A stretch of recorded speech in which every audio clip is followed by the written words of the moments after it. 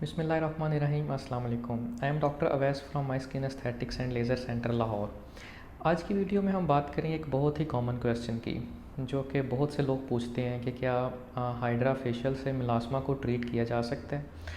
तो इस क्वेश्चन के आंसर के लिए हमें पहले तो ये देखना पड़ेगा कि हाइड्रा फेशियल होता क्या है। हाइड्रा फेशियल बेसिकली 3 स्टेप पे मुश्तमिल है, जो कि सबसे पहले नंबर के ऊपर cleansing, exfoliation and then hydration.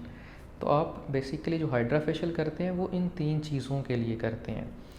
अब इसमें जो है मिलास्मा किस हद तक कारआमद है हाइड्रा फेशियल। मिलास्मा जो है वो एक बेसिकली पैच होता है, जो कि हाइपर पिगमेंटेड पैच है। मिलास्मा को ट्रीट करने की 2 चीज़ें होती हैं। नंबर 1 केयर, जो कि प्रोटेक्शन की सूरत में होती है। आपने सनलाइट से, हीट से प्रोटेक्ट करना होता है। दूसरे नंबर के ऊपर जो पैचेस बने होते हैं फेस के ऊपर मिलास्मा के, उनको ट्रीट करना होता है। उनको ट्रीट करने के लिए डिफरेंट मोडेलिटीज़ यूज़ होती हैं। उसमें लेज़र्स यूज़ होते हैं, जो कि मोस्ट कॉमनली पिको लेज़र्स हैं, क्यू स्विच लेज़र्स हैं, जो कि मिलास्मा के लिए मोस्ट कॉमन यूज़ होते हैं।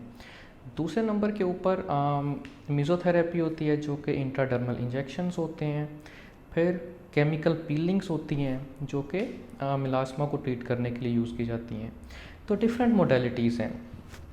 अब इन सब चीज़ों का मकसद ये होता है कि जो मिलास्मा का पैच है, जो कि हाइपर पिगमेंटेड पैच है, उसको ब्रेक किया जाए।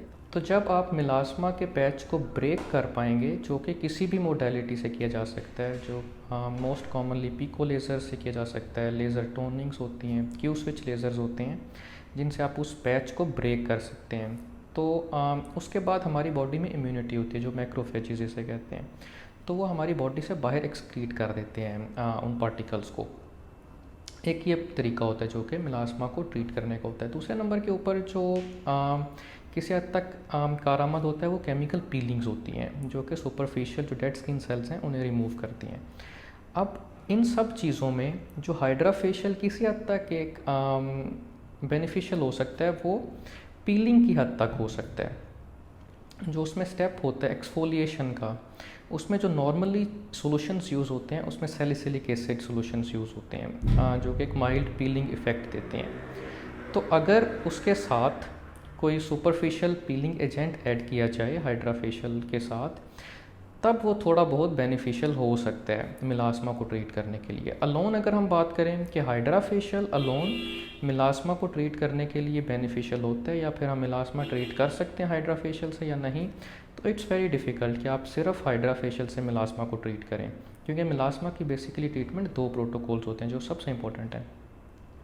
प्रोटेक्शन, जो आप सनलाइट से, हीट से करते हैं, सन ब्लॉक लगाते हैं, और दूसरे नंबर के ऊपर जो एग्जिस्टिंग पैच है उसको रिमूव करना होता है।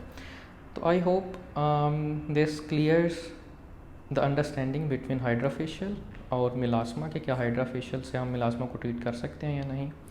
If you have any questions please feel free to ask. Thank you very much. अल्लाह हाफिज़।